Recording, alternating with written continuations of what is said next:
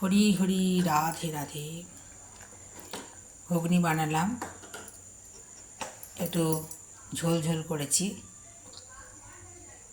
প্রথমে ঘুগনির কলাইগুলো আগে থেকে ভিজিয়ে রেখেছিলাম, তারপর একটু অন্যভাবে করেছি। প্রেশার কুকারে ঘুগনির কলাই, টমেটো, কাঁচা লঙ্কা, আদা বাটা, নুন, হলুদ, চিনি সব কিছুই দিয়ে সেদ্ধ করে নিয়েছিলাম।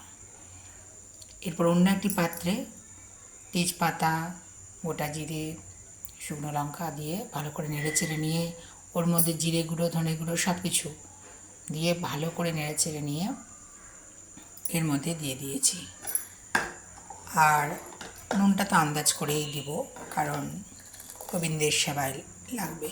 একটু অন্য ধরনের করেছি, একটু ঝোল ঝোল হয়েছে। আলু কিন্তু আমি দিইনি, অন্য ধরনের, ভালোই লাগবে দেখবেন। আর নুনটা আমি আন্দাজে দিই, ঠিকঠাকই হয় কিন্তু।